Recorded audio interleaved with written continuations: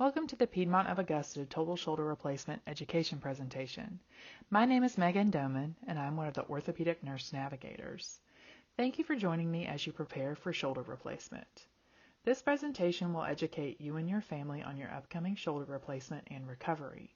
We will be covering many topics during this video, which include joint anatomy, pre-op, surgery, post-op, physical therapy, discharge plans, medical equipment, and physical therapy. The shoulder is a ball and socket joint in which one part, the ball, moves within the other, the socket. This type of joint allows for movement in every direction. The arthritic or injured portions of the head of the humerus and of the scapula are replaced to create a smoothly moving joint. There are several ways you will know it's time for shoulder replacement. You have trouble pushing up from a chair or lifting everyday objects, trouble sleeping due to pain medications no longer relieve your discomfort, joint pain or immobility prevent you from completing everyday tasks, regular outings to visit friends, shopping, or vacations.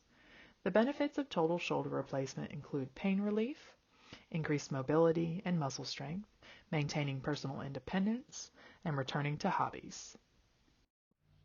When planning for surgery, there are several adjustments you may need to make to your home to ensure safety. Considering placing night lights in your hallways, bedroom, and bathrooms for safety at night. Most home accidents happen in the bathroom. Purchasing a non-slip bath mat for your tub or shower will decrease your risk of falling. Try to place kitchen and bathroom items at or around waist level for easy access after surgery. Clear out any objects in hallways or walkways to allow for safe movement from room to room. Remove throw rugs or loose carpeting that could cause you to trip or fall. Arrange for someone to bring you to and from the hospital. You will not be able to drive until your surgeon allows you to do so and you are off narcotic pain medications. Before surgery, be sure to set up transportation to your appointments and physical therapy. If you live alone, reach out to family or friends to check in with you for the first week post-op. If able, have someone stay with you for the first 3 to 5 days after surgery. A responsible adult should remain with you for at least the first 24 hours after discharge from the hospital. Run any necessary errands prior to surgery. Stock up on essential household items and foods. Prep and freeze your favorite dishes or designate a friend or family member to assist with meals. When packing for the hospital, be sure to bring comfortable clothes that are easy to take on and off. Items with some stretch or elastic are helpful after surgery. Bring an up-to-date medication list for the nurse to review, but you do not need to bring your medications with you on the day of surgery. Bring your rolling walker for use with physical therapy. Please leave all money and valuables at home, but be sure to bring your insurance, Medicare or Medicaid cards, blood donation card, any paperwork from your surgeon's office, and advance directives. In preparation for surgery, you will want to make sure you are eating well. A healthy pre-surgery diet consists of lean meats and proteins, fruits and vegetables, as well as whole grains. Drink 6 to 8 glasses of water daily to stay hydrated, unless you are on a fluid restriction. Limiting the amount of fat and sugar you eat before surgery can positively impact your healing and stabilize your blood sugar. Patients who have diabetes can benefit from tracking and controlling their blood sugar prior to surgery, as well as eating a balanced diet. An UltraSling is an immobilizer and sling that keeps your arm in the correct position after surgery. The UltraSling may be given at your pre-op appointment, or it will be placed on you in the recovery room. A toilet riser may be helpful if you have a lower toilet or already struggle to stand from your commode. This riser adds 3 to 5 inches to the toilet, and some even have handles to assist with standing. A shower seat can be used in either a tub or a walk-in shower. The seat gives you a place to sit if you feel fatigued during bathing or cannot tolerate standing during a shower. Keep in mind that equipment coverage is based on your insurance plan and benefits. Please call the number on the back of your insurance card if you have questions regarding your equipment benefits. Before surgery, you will need to be seen by your primary care physician. This may include a physical exam, review of current and past medical history, and current medications. If you have a history of heart issues, you will have to be cleared by your cardiologist. They may order additional tests to make sure your heart is ready for surgery. Your dentist will have to sign off on your oral health. Please see your dental hygienist for your annual cleaning before surgery and have any necessary procedures. The primary care physician, cardiologist, and dentist will send their clearances to the surgeon's office. Next, you will see the orthopedic surgeon or their assistant prior to surgery. They will review knee replacement surgery, recovery time, physical therapy, equipment needs, and answer any questions. After your appointment with the surgeon, you'll be sent to the Piedmont Augusta Outpatient Center to have your pre-admit testing done. This is the Piedmont Augusta Outpatient Center. If you are facing the main hospital, it is located directly to the right and has its own parking lot. You will enter the building and go to the second floor to register. Preoperative testing is performed to ensure you are in favorable health at the time of your surgery. Please bring a copy of your most up-to-date medications. This should include the medication name, dose, and how often you take it. If you have had any recent vaccinations, please bring a copy of those records. Lastly, bring a copy of your advance directives, which include a living will or medical power of attorney. Your past medical and surgical history will be reviewed, as well as your home medications. You may have blood work, EKG, or chest x-ray done at this visit, if ordered by your surgeon. A pre-op MRSA nasal swab will be performed. MRSA is an antibiotic-resistant bacteria that can be carried by an individual unknowingly and not even cause illness. However, prior to surgery, patients are tested, and if positive, they are given mupirocin ointment to reduce the number of bacteria in their nose. If your nasal swab comes back positive, the ointment will be called into your pharmacy. Follow the instructions on your prescription. You will be given and instructed how to use a set of chlorhexidine wipes. They are used after bathing the night before surgery to help remove bacteria from your skin. Diabetic patients receive 2 Ensure pre-surgery clear carbohydrate drinks. These supplements help stabilize blood sugar while unable to eat during surgery. Drink 1 bottle the night before surgery. Drink the other bottle within 5 to 10 minutes up to 2.5 hours before your scheduled surgery time. The night before surgery, you will shower and then use the chlorhexidine wipes according to the hospital instructions. Wear clean pajamas and sleep on clean sheets. Do not shave or remove hair from any part of your body except your face. Do not smoke or drink alcohol 24 hours before surgery. Your anesthesiologist may call you. Follow any instructions he or she provides. Do not eat any solid food for 8 hours prior to your surgery. This includes mints, gum, and candy. Do not drink any clear liquids 4 hours prior to your surgery. This includes ice or water. The only exception is for patients who receive Ensure Clear Carbohydrate Supplements. Ensure Clear Carbohydrate Supplements are given to diabetic patients to stabilize blood sugar while in the operating room. Examples of clear liquids include water, pulp-free fruit juices, fruit punch or fruit drinks, hot or cold coffee or tea without milk or creamer, sodas, sports drinks, clear broth, plain or unflavored gelatin without added fruit or toppings, frozen juice bars, and of course the Ensure Clear Carbohydrate drinks. On the morning of surgery, you may bathe or shower. Do not apply lotion, deodorant, or powders. Wear clean, loose, comfortable clothes that are easy to take on and off. For your safety and infection prevention, do not wear makeup, nail polish, acrylic nails, jewelry, hairpins, or perfumes. Bring a storage case for your glasses, contact lenses, or hearing aids. Do not eat anything the morning of surgery.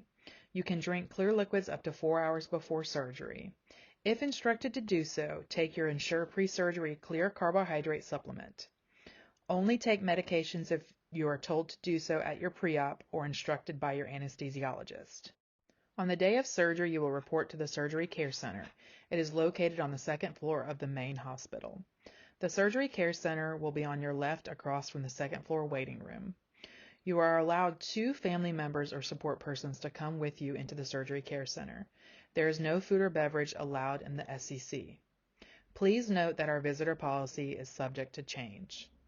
As you check into the Surgery Care Center, your identity and procedure will be verified and a patient identification armband will be placed on your wrist. Once a nurse calls you, they will verify your identity and ask what procedure you are having. You will be brought to a private Surgery Care Center room. Next, the nurse or patient care assistant will give you another set of chlorhexidine wipes and have you wipe down in the same manner you did the night before. You will also empty your bladder in the bathroom. You will then put on a hospital gown, non-skid socks, and a surgical hairnet. You will need to remove dentures, hearing aids, contacts, and jewelry. An IV will be started by the nurse and blood work may be drawn. If the surgeon has ordered any medications for you to take before surgery, they will be given at this time. Generally, total joint replacements receive a pain cocktail before surgery to help cut down on post-operative pain. The orthopedic nurse navigator guides you through the surgical process from beginning to end. They provide pre-op education, set up PT appointments, assess equipment needs, and give discharge teaching. As part of your pre-op teaching, the orthopedic nurse navigator will instruct you on use of an incentive spirometer and ankle pumps. An incentive spirometer helps to prevent pneumonia. This device works by opening your lungs and may cause you to cough. Your nurse will instruct you on how to use it before and after surgery. You will generally use your incentive spirometer 10 times per hour while awake. Ankle pumps help to promote blood flow in the lower legs and help avoid blood clots. They are done by flexing your feet back and forth as if pumping a pedal. You will do ankle pumps 40 times an hour while awake during your recovery. You will be asked to rate your pain before and after pain medications are given. Pain is rated on a scale of 0 to 10, 0 being no pain and 10 being the worst pain. Do not wait through your pain. You will be visited by your surgeon, anesthesiologist, and circulating nurse before going to the OR. The surgeon will review the plan for surgery and mark your surgery site with an O. The circulating nurse will come visit you and will be the nurse by your side during surgery. This nurse will ask for the telephone number of the individual who would like to be contacted by the OR team via text alerts. The anesthesiologist will visit just before you go back to the OR. They will give you a sedative through your IV to relax and calm you before taking you back for surgery, unless you are having spinal anesthesia. There are generally two types of anesthesia for joint replacement: general anesthesia and spinal anesthesia. With general anesthesia, the anesthesiologist will give you a combination of medications through your IV or inhaled gas to put you to sleep. You are fully asleep, relaxed, and unconscious during surgery. Once you are asleep, the anesthesiologist will insert a breathing tube into your mouth and down your windpipe. This tube helps you breathe during surgery. The anesthesia care team will monitor your vital signs and adjust as needed during surgery. With spinal anesthesia, the anesthesiologist gives you medication into your back to numb the lower half of your body and medications to put you in a light sleep. You are in a light sleep, relaxed, and breathing on your own. You will not need a breathing tube, but will be given oxygen during surgery. The anesthesia care team will monitor your vital signs during surgery and adjust as needed. Shoulder replacement generally takes 2.5 hours. OR times vary for each patient and surgeon. You'll be transferred to the recovery room following surgery. After surgery, you will go to the recovery room for a minimum of 1 hour. You will wear oxygen and an oxygen monitor, have IV fluids, and a blood pressure cuff on your arm. Your recovery room nurse will perform neurological assessments to ensure you have good sensation in your limbs. When your vital signs are stable and your pain is under control, you will be transferred back to the surgery care center. Once you return to the surgery care center, your family member or support person will be able to be with you at bedside. Your vital signs will be monitored and pain managed. You will be given something to drink while resting on and off until you are awake enough to work with physical therapy. Physical therapy will include an assessment of your ability to move your surgical limb, post-op exercises, UltraSling instruction, and personal hygiene. You will be given home exercises to perform until your first outpatient physical therapy session, instruction on how to put on and take off the UltraSling immobilizer, personal hygiene hints to include showering, armpit care, and dressing, education on use of ice packs to manage pain and swelling. Here we see some of the home exercises you will perform after surgery. Continue to perform these exercises until your therapist advances them at your outpatient physical therapy appointment. First, you will hold a washcloth in the hand of your operated arm and squeeze gently. Repeat 10 times, 3 times a day. Next, pinch the operated side thumb to the base of the little finger as shown, keeping your hand close to your body. Repeat 10 times, 2 times a day. Finally, pinch operated side thumb and first finger together as shown, keeping your hand close to your body. Repeat with the other fingers as instructed. Repeat 10 times, 3 times a day. Now you will bend the wrist of your operated arm up and down, keeping close to your body. Repeat 10 times, 3 times a day. Next, you will begin with your thumb facing up. Turn your palm upward and downward, keeping your hand close to your body. Repeat 10 times, 3 times a day. Finally, you will lie with the operated arm straight with your thumb facing forward. Bend and straighten your elbow, sliding the arm up and down your chest. Repeat 10 times, 3 times a day. Using your unoperated arm, lift the operated arm just to the point where you feel a slight stretch. Do not push your arm past this point. Your goal is to get your arm just above shoulder level. Think about keeping your elbow straight. This ensures you are moving your shoulder, not bending your elbow. Hold this position for 10 to 15 seconds, then slowly return arm to your side. Repeat 10 times, 3 times per day. While reclined with your elbow bent at 90 degrees, move the unoperated arm over the operated forearm from resting position to neutral with a light wand or cane. Do not bring it past neutral. Fingers should point straight and do not go past this point. Hold for 5 seconds. Repeat 10 times, 3 times a day. Using a chair, let your operated arm hang relaxed. Sway your whole body slowly to move arm forward and back like a bowling motion. Do not let your arm tense up and use your body movement to begin the motion. Repeat with the arm moving side to side, a pendulum motion. Repeat with arm moving in a circular pattern, clockwise and counterclockwise, like a hula hoop. Perform 3 times per day, 10 to 15 repetitions. Putting on your UltraSling may seem like quite the task, but after time and practice you will become a pro. If sitting, lift the operated arm with opposite arm and place operated arm into the sling by sliding the elbow in first. A sure fit is comfortable by completely sliding the arm back into the sling. Make sure the cushion and sling are positioned so that your elbow is by your side. For standing, hold the sling in your unoperated arm, lean forward and slide your operated arm into the sling.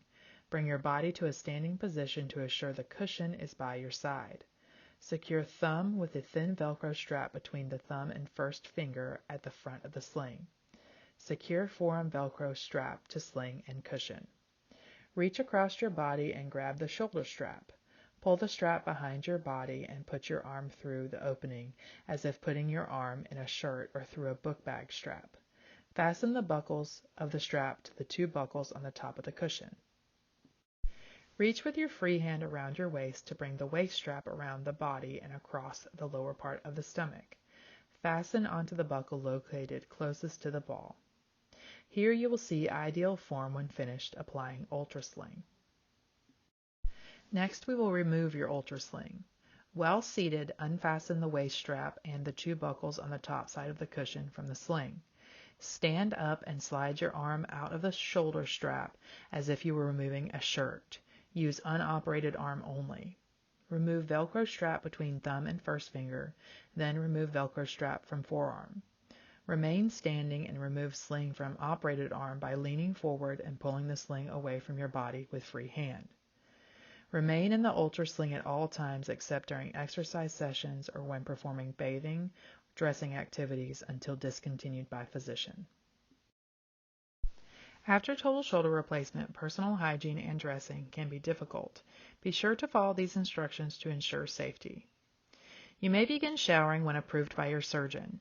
Lean forward, allowing the operative arm to hang down to wash under your operative arm. Do not use your operative arm to assist with bathing activities. For armpit care, lean forward to allow your operative arm to hang down. Apply deodorant using your non-operative arm. To put on a button-up shirt, lean forward to allow operative arm to hang down. Slide shirt sleeve on operative arm and pull shirt up onto the shoulder with non-operative arm. Reach around the back of your neck with non-operative arm to place the other arm in the sleeve. Use your non-operative arm to button your shirt up. To take off a button-up shirt, use your non-operative arm to unbutton your shirt. Undress non-operative arm first. Lean forward to allow operative arm to hang down and use non-operative arm to slide shirt off the operative arm. When you are ready to be discharged home, your surgeon will provide your specific discharge instructions. Please keep in mind that the instructions are surgeon and surgery specific. Wear your sling for 6 weeks. Keep the sling on while you are asleep to avoid injury. Do not sleep on the affected shoulder. When out of the sling, let your arm hang loosely by your side and do not use it. Do not put weight or lean on the affected arm. Do not pick up any object heavier than a glass of water for 4 weeks. Apply ice to your shoulder for 15 to 20 minutes at a time each hour while awake. Keep a layer of clothing or towel between the ice and your skin. Bruising and swelling are normal. Follow the specific wound care instructions provided by your surgeon. Continue your normal diet, adding fiber sources such as fruits, vegetables, and whole grains to help with constipation. You will need to add an extra 250 calories to your diet daily to heal your wound. This should include lean meats, fruits, and vegetables. Drink 6 to 8 glasses of water per day, except if you are on a fluid restriction. Keep in mind that most patients are discharged home on the same day as surgery. However, if you are admitted overnight, you will receive more education about your hospital stay during your admission. Preventing post-op constipation is very important for your recovery. Drink 6 to 8 glasses of water every day unless you are on a fluid restriction. Get up and walk around every hour to keep your bowels moving. Add fiber to your diet with fruits, vegetables, and whole grains. If necessary, you can add an over-the-counter stool softener or laxative to help with a bowel movement. Walking immediately after a meal promotes good digestion and can help prevent constipation. A surgery site infection is an infection that occurs after surgery in the patient's body where the surgery took place. Most patients who have surgery don't develop an infection. However, infections develop in 1 to 3 out of every 100 patients who have surgery. If you have any signs or symptoms of infection such as redness, pain, fever, or drainage, call your doctor immediately. After each shower, completely dry the skin with a fresh, clean, dry towel. Do not use lotions, powders, deodorants, or deodorant spray near your incisional site. Do not allow pets to lie on or near your surgical site, even if it is covered with a dressing. Keep all pets away from the incisional site until healed. Pets carry bacteria on them that might cause infection in your surgical wound. Do not take the dressing off until you are told to do so unless it gets wet or soiled. You may have small, white strips of bandage covering your wound underneath a larger dressing. These strips are known as steri-strips. They are used to help a wound stay closed as it heals. Do not peel these strips off. They will fall off on their own. Do not take a shower until your surgeon tells you to do so. Hand hygiene is extremely important after surgery. First, you will wet your hands with warm running water.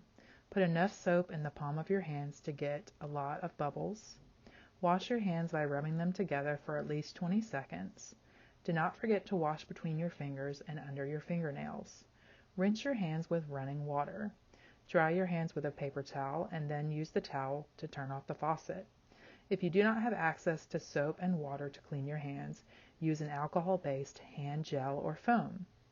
It is important to wash your hands before and after meals, after a sneeze, after going to the bathroom, before and after surgical dressing changes, after touching pets.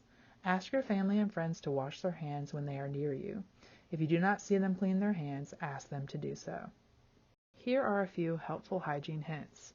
It is important to keep your surgical area clean and dry to prevent bacteria from growing and causing infection. Avoid touching your incision area and follow all instructions from your surgeon on how to take care of your incision. Do not scratch or pick at scabs. Scabs help to protect your wound, and removing them exposes your wound to germs.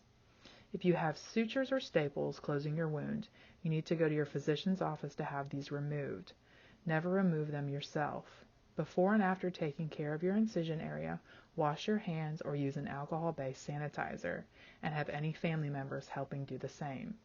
Maintain a clean environment. Keep clean sheets on your bed and make sure the clothes that come in contact with your incision are clean.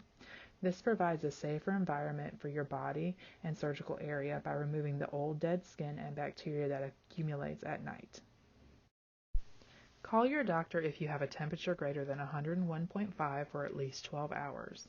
Persistent nausea or vomiting, numbness or tingling in your leg, severe uncontrolled pain that is not relieved by your pain medication, redness, tenderness, or signs of infection at your incisional site, hives, persistent dizziness or lightheadedness. If you have chest pain or shortness of breath, please call 911 immediately. As this presentation ends, I would like to recap a few things. Try not to get frustrated with yourself. Everyone heals in their own time. Be sure to move every day, but pace yourself. Take time to rest, and do not try to start back to household chores until you are healed. Eat a well-balanced diet. We want you to add an extra 250 calories a day to heal your incision. Drink 6 to 8 glasses of water every day unless on a fluid restriction.